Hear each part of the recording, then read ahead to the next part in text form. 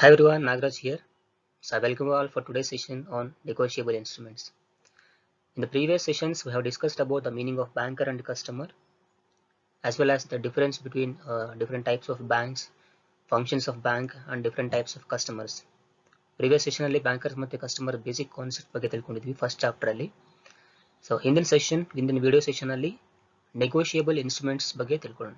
The meaning of negotiable instruments, then types of negotiable instruments, features of negotiable instruments, and etc. So ಈ content ಅಲ್ಲಿ ಇಂದಿನ video session content ಅಲ್ಲಿ meaning ಇರುತ್ತೆ, types and characteristics, importance and advantages, then parties involved in negotiable instruments. So these are the topics involved in this video session. Let us know one by one. The meaning of negotiable instrument. So what is a negotiable instrument? It is a written contract that is passed from the holder to the new one and is a promise to pay to the assignee. So what it means, a negotiable instrument is an acknowledgement or is a document, or it may be contract, so between two parties. So negotiable instrument ಅಂದ್ರೆ ಏನು, it is a document or it is an acknowledgement. ಅದರಲ್ಲಿ ಏನಿರುತ್ತೆ, contract ಇರುತ್ತೆ between two parties. So ಯಾವ ತರ contract ಇರುತ್ತೆ, that should be payable certain sum of money from one person to another person. That's it. Okay.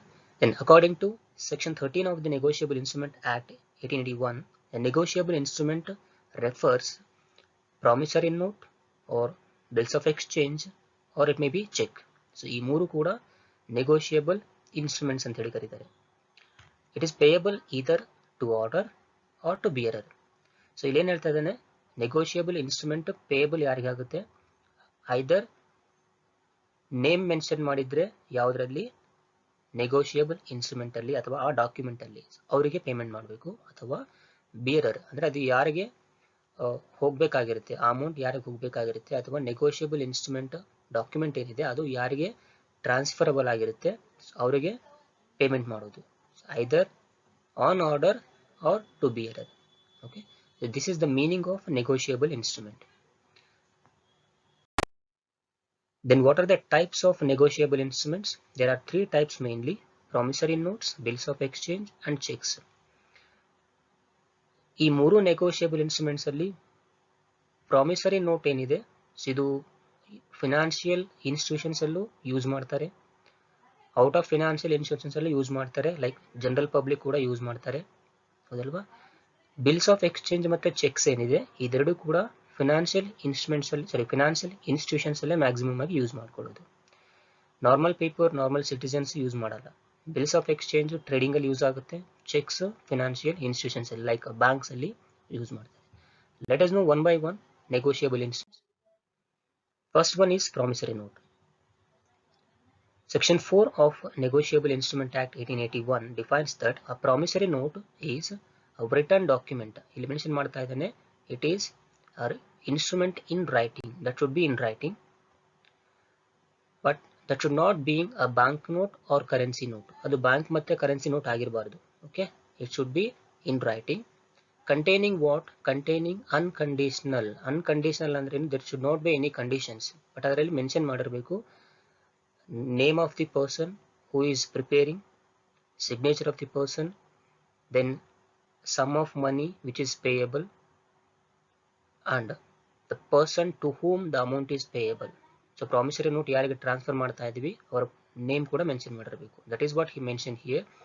Unconditional undertaking signed by the maker to pay a sum of money only to or the order of a certain person or to the bearer of the instrument. So this is what the meaning of promissory note. The promissory note concept includes: a promissory note is a financial instrument which contains a written promise.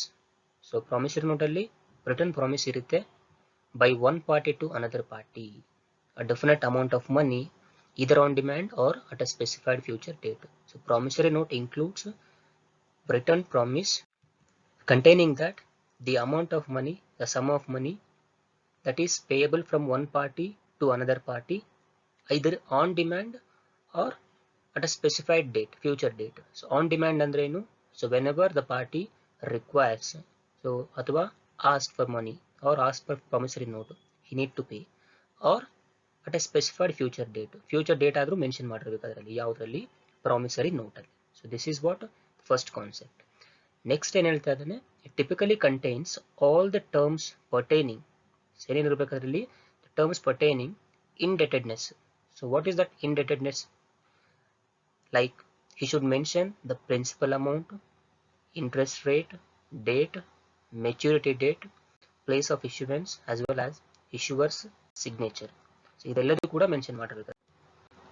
Say for example, if A borrowed loan from B, so A loan in B ಇಂದ loan ತಗೊಂಡ್ಬಂದಿರ್ತಾನೆ.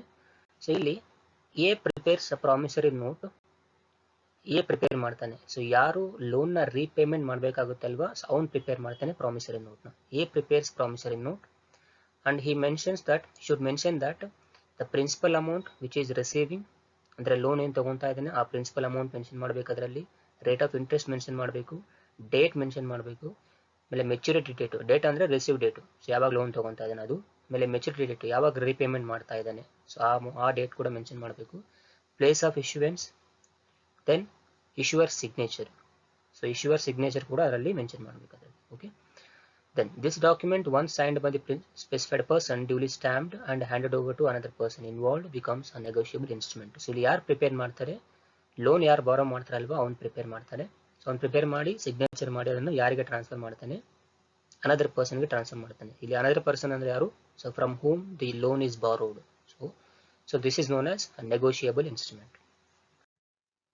And again there are mainly two parties.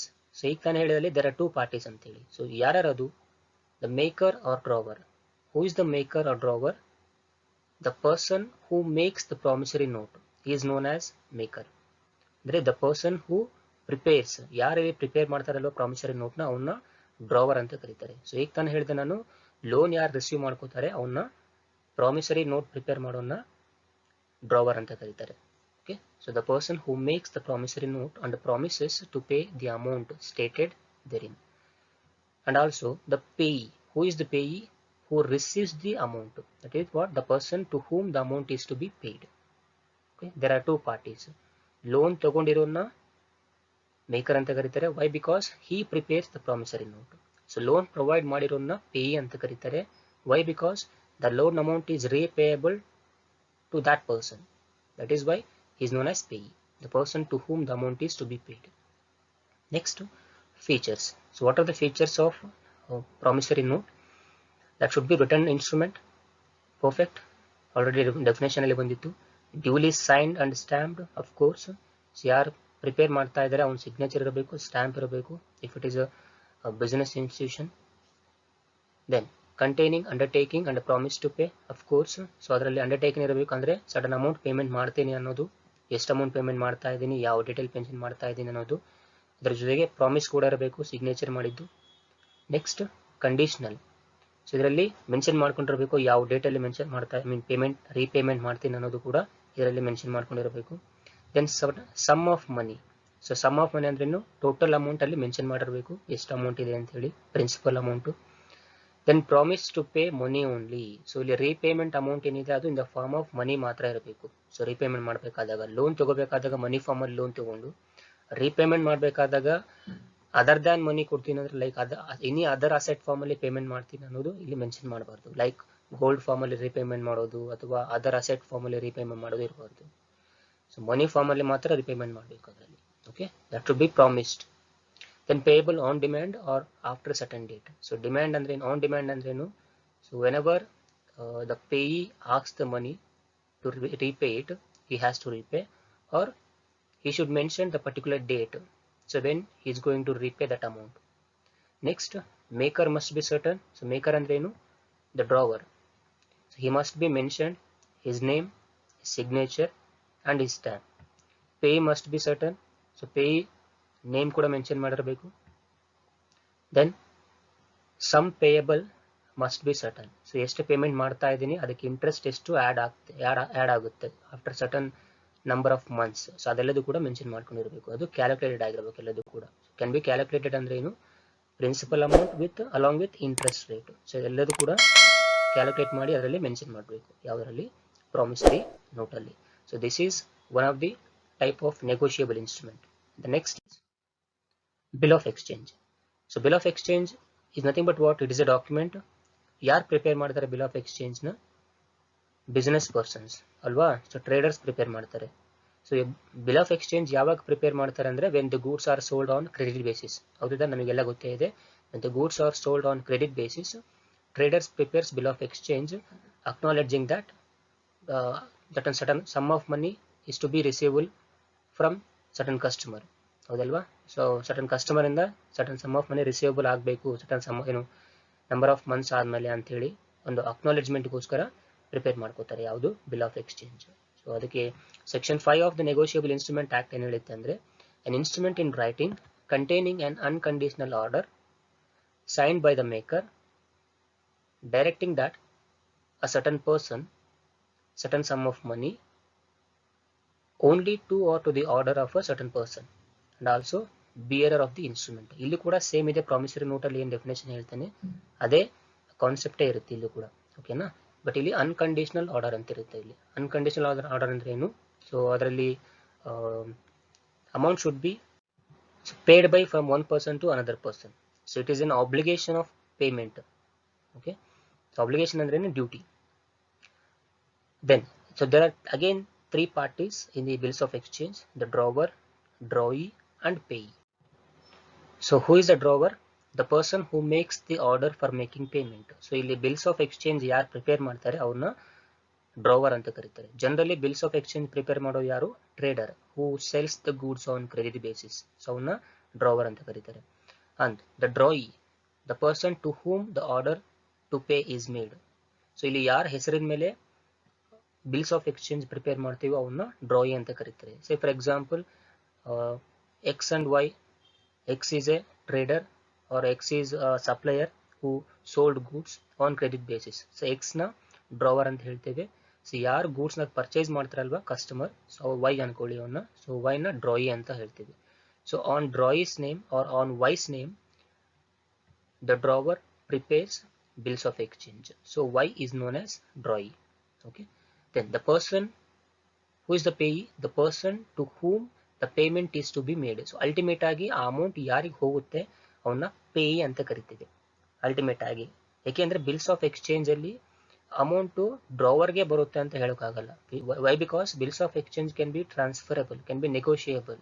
So ನಿಮಗೆ ಗೊತ್ತೇ ಇದೆ bills of exchange ಅಲ್ಲಿ discounting ಆದಾಗ bills of exchange ಏನಿದೆ ಅದು banker ಹತ್ರನೂ ಹೋಗುತ್ತೆ. ಸೊ ಅಲ್ಟಿಮೇಟ್ ಆಗಿ ಬ್ಯಾಂಕರ್ ರಿಸೀವ್ ಮಾಡ್ಕೊಂತಾನೆ ಆ ಬಿಲ್ಸ್ ಆಫ್ ಎಕ್ಸ್ಚೇಂಜ್ ಬೆನಿಫಿಟ್ ನ. ಸೊ ಅಲ್ಲಿ ಬ್ಯಾಂಕರ್ನ ಪೇಯಿ ಅಂತ ಕರೀತಾರೆ. Okay? So these are the 3 type of parties involved in bills of exchange. The next features. So what are the features of bills of exchange? That should be written duly signed by the drawer. So drawee name mention ಆಗಿರಬೇಕು compulsory. Duly stamp ಆಗಿರಬೇಕು ಯಾರು prepare ಮಾಡ್ತಾರೆ. Order to pay.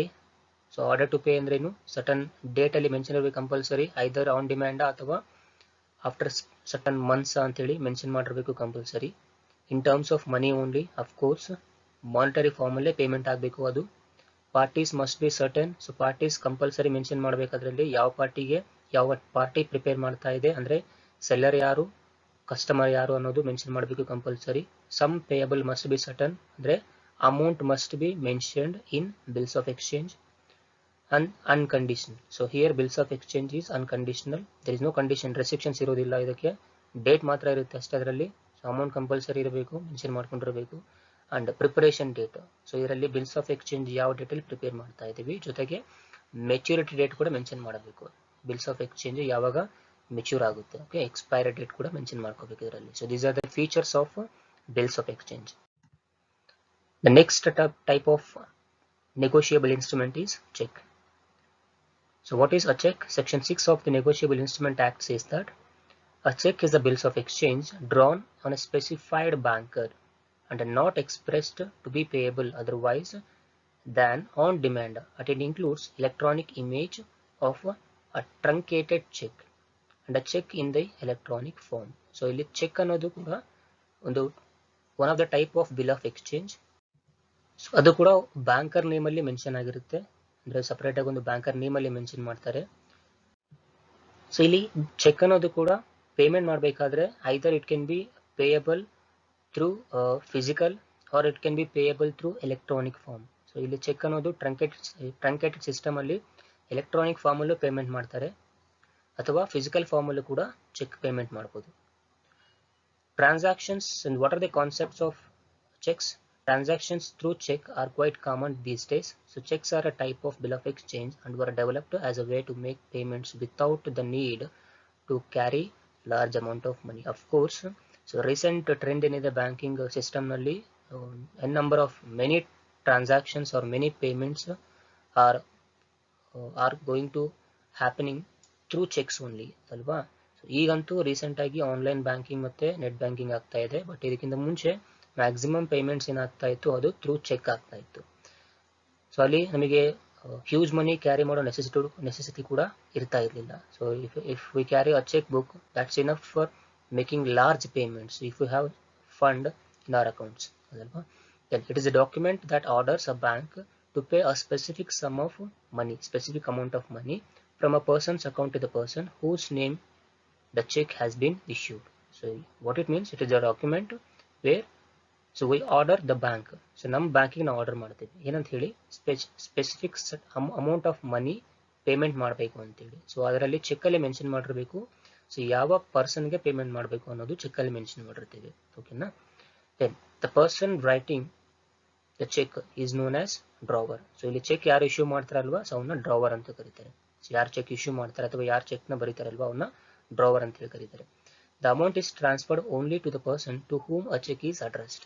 So ಇಲ್ಲಿ amount payment ಯಾರಿಗೆ ಮಾಡ್ತೇವೆ ನಾವು through check ನಿಂದ, check ಅಲ್ಲಿ ಯಾರು ನೇಮ್ ಮೆನ್ಷನ್ ಮಾಡಿರ್ತೇವೆ ಅವರಿಗೆ ಮಾತ್ರ ಅಮೌಂಟ್ ನ ಪೇಮೆಂಟ್ ಮಾಡಬೇಕಾಗುತ್ತೆ, ಯಾರು banker. Then what are the features of a cheque? So cheque should be return form. So either electronic form ಅಲ್ಲಿ ಆದ್ರೂ ಪ್ರಿಂಟ್ ಆಗಿರ್ಬೋದು, ಅದು ಐದರ್ ಹ್ಯಾಂಡ್ ರಿಟರ್ನ್ ಕೂಡ ಆಗಿರ್ಬೋದು cheque. Duly signed by the drawer. So ಯಾರು ಚೆಕ್ನ ಇಶ್ಯೂ ಮಾಡ್ತಾರೆ ಸೊ ಅವನಿಂದ ಸೈನ್ ಆಗಿರಬೇಕು. Unconditional order. Then issued by specified banker.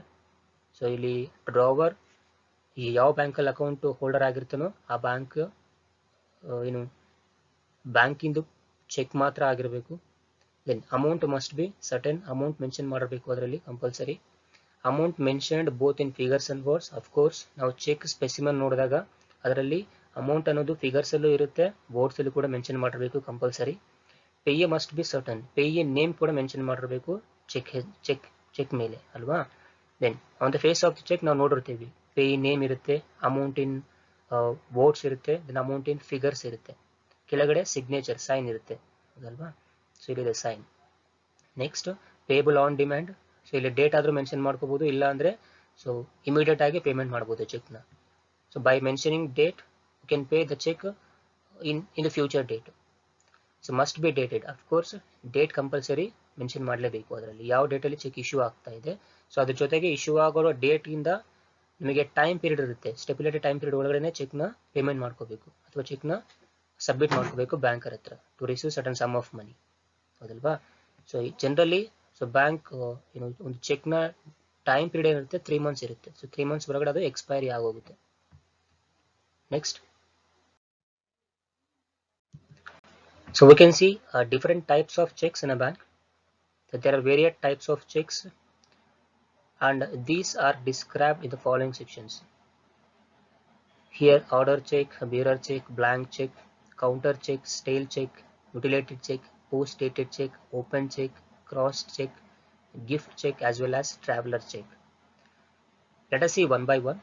The first one is order check. What is order check? So when we say the order check, the person name should be mentioned in the check to whom the amount is to be payable. Say for example Mr. A or Mr. X. So ಅಲ್ಲಿ check ಅಲ್ಲಿ mention ಮಾಡಿರ್ತೀವಿ ತಾನೆ the person name ಯಾರಿಗೆ payment ಮಾಡಬೇಕು ಅನ್ನೋದು. So that is what order check. So here the issuer or drawer of the check should be mentioned the name of the person to whom the amount is payable. So ಅಲ್ಲಿ mention ಮಾಡಿರಬೇಕು, ಇಲ್ಲಿ ಅದನ್ನ order cheque ಅಂತ ಹೇಳ್ತಾರೆ. Okay. Next is bearer cheque. The bearer check is one. Anyone who holds the check can withdraw the amount by submitting it in the counter. So bearer cheque ಅಂದ್ರೆ ಏನು? Bearer cheque ಅಲ್ಲಿ name mention ಮಾಡಿರೋದಿಲ್ಲ. ಸೊ ಯಾವುದೇ ವ್ಯಕ್ತಿ ಆಗಲಿ ಆ check ನ ಅಥವಾ ಆ ಚೆಕ್ ಹೋಲ್ಡರ್ ಆಗಿರ್ತಾನಲ್ವಾ ಅಥವಾ ಆ ಚೆಕ್ ಯಾರ ಹತ್ರ ಇರುತ್ತೆ ಸೊ ಅವರು ಬ್ಯಾಂಕ್ ಅಲ್ಲಿ ಹೋಗಿ ಸಬ್ಮಿಟ್ ಮಾಡಿ ಅಮೌಂಟ್ ರಿಸೀವ್ ಮಾಡ್ಕೋಬಹುದು. ಬಟ್ ಆರ್ಡರ್ ಚೆಕ್ ಅಲ್ಲಿ ಆ ತರ ಇರೋದಿಲ್ಲ. ಆರ್ಡರ್ ಚೆಕ್ ಅಲ್ಲಿ ಸಪರೇಟ್ ಆಗಿ ಮೆನ್ಷನ್ ಮಾಡಿರ್ತಾರೆ ಪರ್ಸನ್ ನೇಮ್. ಆ ಪರ್ಸನ್ ಮಾತ್ರ ಹೋಗಿ ಅಮೌಂಟ್ ವಿಡ್ರಾ ಮಾಡ್ಕೋಬಹುದು. ಸೇ for example mister A name ಇರುತ್ತೆ ಅನ್ಕೊಳ್ಳಿ ಆರ್ಡರ್ ಚೆಕ್ ಅಲ್ಲಿ. ಸೊ ಮಿಸ್ಟರ್ ಎ ಹೋದ್ರೆ ಮಾತ್ರ ಅಮೌಂಟ್ ರಿಸೀವ್ ಮಾಡ್ಕೊಳ್ಳೋಕೆ ಸಾಧ್ಯ ಆಗುತ್ತೆ. ಆದ್ರೆ ಬೇರರ್ ಚೆಕ್ ಅಲ್ಲಿ ಆ ತರ ಇರೋದಿಲ್ಲ. ಬೇರರ್ ಚೆಕ್ ಅಲ್ಲಿ ಮೆನ್ಷನ್ ಏನು ನೇಮ್ ಮೆನ್ಷನ್ ಮಾಡಿರೋದಿಲ್ಲ. ಯಾರಾಗ್ಲಿ ಅದನ್ನ ವಿಡ್ರಾ ಮಾಡ್ಕೋಬಹುದು ಯಾವುದು ಚೆಕ್ ಅಮೌಂಟ್. ಬಟ್ ಇದು ಬಹಳ ರಿಸ್ಕಿ ಇರುತ್ತೆ. ಸೊ ಈ ಬೇರರ್ ಚೆಕ್ ಏನಿದೆ ಅಲ್ವಾ, this is very risky. Okay, next blank cheque. So what is a blank cheque? ನಾವೆಲ್ಲ ನೋಡ್ತಾ ಇರ್ತೀವಿ ಬ್ಲಾಂಕ್ ಚೆಕ್ ಅಂತೇಳಿ ಸಿನಿಮಾದಲ್ಲಾಗಲಿ ಅಥವಾ ಹೊರಗಡೆ.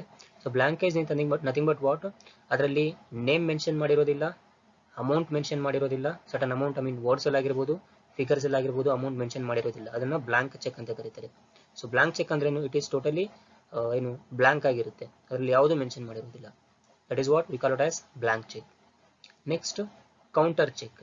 ಸೊ ಕೌಂಟರ್ ಚೆಕ್ ಅಂದ್ರೆ ಏನು? ಯೂಶುವಲಿ ನಾವು ಬ್ಯಾಂಕ್ ಅಲ್ಲಿ ಹೋದಾಗ ನಮ್ಮ ಅಮೌಂಟ್ ನ ಡೆಪಾಸಿಟ್ ಮಾಡಬೇಕಾದ್ರೆ ಅಥವಾ ವಿಡ್ರಾ ಮಾಡಬೇಕಾದ್ರೆ ಅಲ್ಲಿ ಫೈಲ್ಸ್ ಇರುತ್ತೆ, ರಿಸೀಟ್ಸ್ ಇರುತ್ತೆ ಅಲ್ವಾ, ಕೌಂಟರ್ ಫೈಲ್ಸ್ ಅಂತ ಇರುತ್ತೆ.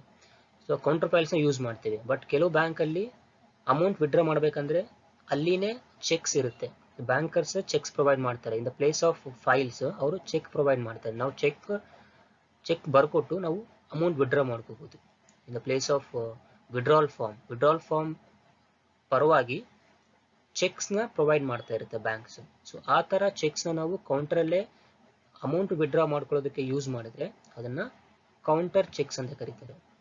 Okay, instead of withdrawal form, if they provide you checks to withdraw amount from the counter, so they are known as counter check. Next is stale check. ನಾ ಆಗ್ಲೇ ಹೇಳಿದೆ ನಿಮಗೆ ಪ್ರತಿಯೊಂದು ಚೆಕ್ಗೂ ಕೂಡ ಒಂದು ಎಕ್ಸ್ಪೈರ್ ಡೇಟ್ ಇರುತ್ತೆ ಅಂತೇಳಿ, ಮೆಚುರಿಟಿ ಡೇಟ್ ಇರುತ್ತೆ ಅಂತೇಳಿ. ಯೂಶುವಲಿ ಪ್ರತಿಯೊಂದು ಚೆಕ್ಗೂ ಟೈಮ್ ಪೀರಿಯಡ್ ಬಂದ್ಬಿಟ್ಟು 3 months ಇರುತ್ತೆ. ಸೊ 3 months ಒಳಗಡೆ ನಾವು ವಿಡ್ರಾ ಮಾಡ್ಕೋಬೇಕು.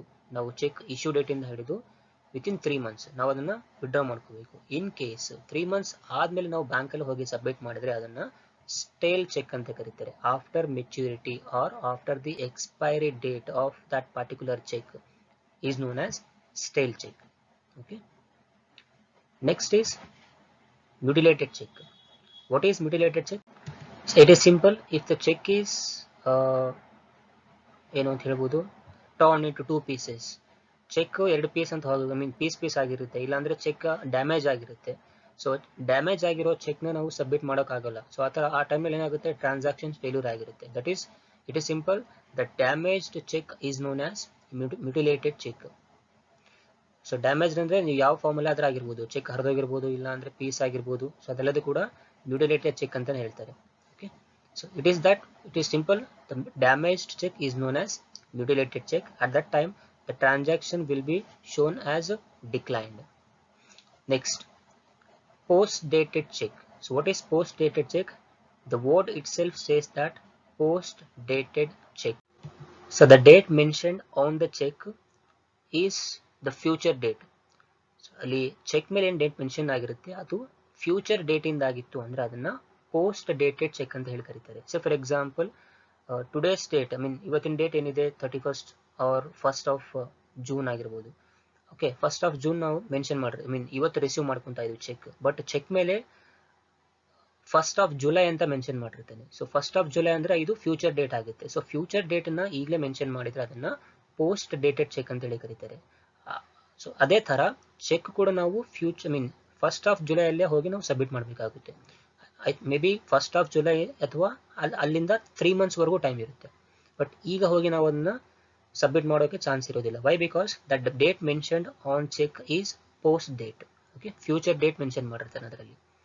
Next, open cheque. So open check is the one when you go to bank with our check, with our personal check, and if we submit to the banker we can receive the amount. It is simple. Open check ಅಂತ ಹೇಳ್ತಾರೆ. Open check ಅಂದ್ರೆ ಏನು? So simple ಆಗಿ bank ಹೋಗಿ ನಮ್ಮ ಹತ್ರ ಇರೋ cheque ನ ಅಲ್ಲಿ ಬ್ಯಾಂಕರ್ಗೆ ಸಬ್ಮಿಟ್ ಮಾಡಿ ಅಮೌಂಟ್ ರಿಸೀವ್ ಮಾಡ್ಕೊಂಡ್ರೆ ಅದನ್ನ ಓಪನ್ ಚೆಕ್ ಅಂತ ಹೇಳಿ ಕರೀತಾರೆ. In what is the difference between counter cheque and open cheque? So ಇಲ್ಲೂ ಕೂಡ ನಾವು ಅಮೌಂಟ್ ರಿಸೀವ್ ಮಾಡ್ಕೋಬಹುದು, ಇಲ್ಲೂ ಅಮೌಂಟ್ ರಿಸೀವ್ ಮಾಡ್ಕೋಬಹುದು. ಬಟ್ ಕೌಂಟರ್ ಚೆಕ್ ಅಂದ್ರೆ ಅವರೇ ಅಲ್ಲಿ ಪ್ರೊವೈಡ್ ಮಾಡಿರ್ತಾರೆ ಯಾವುದನ್ನ, ಚೆಕ್ ನ. ಸೊ ಅಲ್ಲಿ ಕೌಂಟರ್ ಹತ್ರ ಅವರು ಪ್ರೊವೈಡ್ ಮಾಡಿರ್ತಾರೆ. ಬಟ್ ಓಪನ್ ಚೆಕ್ ಏನಿದೆ, ಇದು ನಮ್ ಚೆಕ್, ನಮ್ ಪರ್ಸನಲ್ ಚೆಕ್ ನ ಹೋಗಿ ಅಲ್ಲಿ ಸಬ್ಮಿಟ್ ಮಾಡಿ ಅಮೌಂಟ್ ರಿಸೀವ್ ಮಾಡ್ಕೊಂಡ್ರೆ ಅದನ್ನ ಓಪನ್ ಚೆಕ್ ಅಂತ ಹೇಳಿ ಕರೀತಾರೆ. Okay, next cross cheque. So you know that the cross cheque, meaning of cross cheque ಅಂದ್ರೆ, ಸೊ ಕ್ರಾಸ್ ಚೆಕ್ ಅಂದ್ರೆ ಏನು? There are two parallel lines at the left top corner of a check. If there are two parallel lines at the left top corner of a check, so it is known as crossed check. It implies that the amount payable to only account payee only. ಅಂದ್ರೆ ನಾವೇನ್ payment ಮಾಡ್ತಾ ಇದೀವಿ ಒಬ್ಬ ಕಸ್ಟಮರ್ಗೆ ಅಥವಾ ಯಾರ ನೇಮಲ್ಲಿ payment ಮಾಡ್ತಾ ಇದೀವಿ, ಸೊ ಅವರ ಅಕೌಂಟಿಗೆ ಮಾತ್ರ ಅಮೌಂಟ್ ಟ್ರಾನ್ಸ್ಫರ್ ಆಗುತ್ತೆ ಅಂತೇಳಿ, ಅದು ಮ್ಯಾಂಡೇಟರಿ. ಆ ತರ ಕ್ರಾಸ್ ಚೆಕ್ ಆಗಿತ್ತು ಅಂದ್ರೆ ಲೆಫ್ಟ್ ಟಾಪ್ ಕಾರ್ನರ್ ಅಲ್ಲಿ ನಾವು ಮೆನ್ಷನ್ ಮಾಡಿರ್ತೀವಿ, cross, two lines parallel lines cross ಆಗಿರುತ್ತೆ, ಅದನ್ನ ಕ್ರಾಸ್ ಚೆಕ್ ಅಂತ ಕರಿತೀವಿ. ಹಿ ಕ್ಯಾನ್ ನಾಟ್ ವಿಡ್ರಾ ಮನಿ ಅಂದ್ರೆ ಏನು, ಕ್ಯಾಶ್ ನ ಕೌಂಟರ್ ಹತ್ರ ವಿಡ್ರಾ ಮಾಡ್ಕೊಳ್ಳೋಕ್ಕೂ ಆಗಲ್ಲ. ಸೊ ಅದು ಅಮೌಂಟ್ ಮಾತ್ರ ಟ್ರಾನ್ಸ್ಫರ್, ಅಕೌಂಟಿಗೆ ಮಾತ್ರ ಟ್ರಾನ್ಸ್ಫರ್ ಆಗುತ್ತೆ. ಸೊ ಆ ತರ ಚೆಕ್ ಇದ್ರೆ ಅದನ್ನ ಕ್ರಾಸ್ ಚೆಕ್ ಅಂತ ಹೇಳಿ ಕರೀತಾರೆ. Next gift cheque. It is simple. So gift cheque ಅಂದ್ರೆ ಇದು, if the cheque is provided in the form of gifts. ನಾವು ನೋಡ್ತಾ ಇರ್ತೀವಿ, ಲೈಕ್ ಗೇಮ್ಸ್ ಅಲ್ಲಿ ಆಗಿರ್ಬೋದು, ಸ್ಪೋರ್ಟ್ಸ್ ಅಲ್ಲಿ ಆಗಿರ್ಬೋದು, ಆಮೇಲೆ ರಿಯಾಲಿಟಿ ಶೋನಲ್ಲಿ ಆಗಿರ್ಬೋದು, ಚೆಕ್ ಪ್ರೊವೈಡ್ ಮಾಡ್ತಾ ಇರ್ತಾರೆ. ಸೊ ಆ ತರ ಚೆಕ್ ಪ್ರೊವೈಡ್ ಮಾಡಿದ್ರೆ ಅದನ್ನ ಗಿಫ್ಟ್ ಚೆಕ್ ಅಂತ ಕರೀತಾರೆ. Cheque is provided in the form of gifts. ಹೌದಾ? ನೆಕ್ಸ್ಟ್ ನಾವು ನೋಡ್ತಾ ಇರೋ IPL ಅಲ್ಲಿ ಕೊಡ್ತಾ ಇರ್ತಾರೆ, ಸೊ 1 lakh ರೂಪಾಯಿ ಪ್ರೈಸ್ ಮನಿ ಅಂತ ಹೇಳಿ, in the form of cheque ಕೊಟ್ಟರೆ ಅದನ್ನ ಗಿಫ್ಟ್ ಚೆಕ್ ಅಂತ ಹೇಳ್ತೇವೆ. Then traveler's check. So traveler's checks are nothing but what? It is one type of prepaid check which are using or which are usable by the persons or the people who are traveling internationally. So international travelers na use travelers use ಮಾಡ್ತಾರೆ ಈ travelers check ನ. ಹೌದಾ? ಈಗ recent time ನಲ್ಲಿ ಯಾವುದೇ international travellers use ಮಾಡೋದಿಲ್ಲ. ಯಾಕಂದ್ರೆ ಈಗ ರೀಸೆಂಟ್ ಆಗಿ already debit cards, international debit cards ಮತ್ತೆ ಕ್ರೆಡಿಟ್ ಕಾರ್ಡ್ಸ್ ಯುಟಿಲೈಸ್ ಮಾಡ್ತಾ ಇರೋದ್ರಿಂದ ಟ್ರಾವೆಲರ್ ಚೆಕ್ ಈಗ ಸದ್ಯ ಯಾವುದು ಯೂಸ್ ಮಾಡ್ತಾ ಇಲ್ಲ. ಸೊ ಟ್ರಾವೆಲರ್ ಚೆಕ್ ಏನಕ್ಕೆ ಯೂಸ್ ಆಗ್ತಾ ಇದೆ ಅಂದ್ರೆ, if they are travelling abroad then they can use these traveller cheque. ಇದನ್ನ ಪ್ರಿಪೇಯ್ಡ್ ಚೆಕ್ ಅಂತ ಕರೀತಾರೆ.